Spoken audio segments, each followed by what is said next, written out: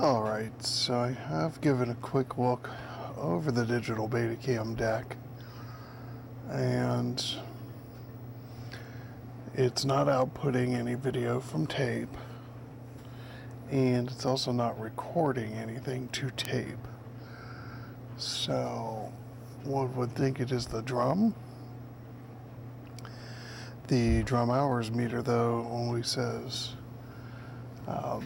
330 hours, so unless something catastrophic happened to it, the drum should be okay.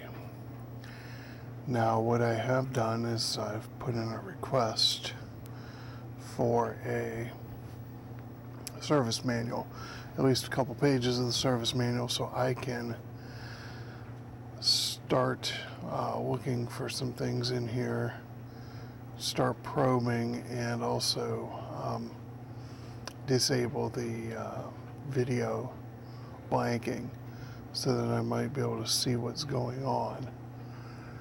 And it passes video just fine. If I run video into either the component or the composite input, it goes all the way through the output, so it's got E to E video. But E to E video is just encoder to decoder, really. It does not go through the head amps and all that stuff, so, and switching, so I need to check on that. These machines did have an issue, as did many Sony machines of the mid to late 90s, with bad electrolytic capacitors, mainly surface mount capacitors. So I will have to start seeing where some issues can be and start inspecting, and this is complicated enough of a device. I do not want to be poking around in it without some type of service manual, or at least some type of reference. Digital Betacam decks are horrendously complicated on the inside. I mean, if you just look at the head drum, you know, that head drum is got a complete circuit board on it that spins, and there are, I believe, 8 video heads on there. There's piezoelectric positioners, I do believe, for the heads, and there's all kinds of good stuff. So when I get a little info, this will be delayed until I get that info. I'm looking for a service manual and trying.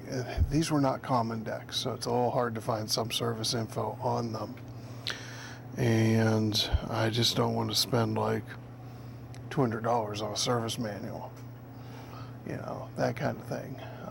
But so this is going to get delayed for a little bit, but I will continue with other projects, just not in digital Betacam recording. I have some other ideas for getting digital recording of the signal from this camera that I'm going to work on using another format that I have tapes of and equipment that will play and record. I just have to see if I can get one of the decks to work properly, and then it will be being used here.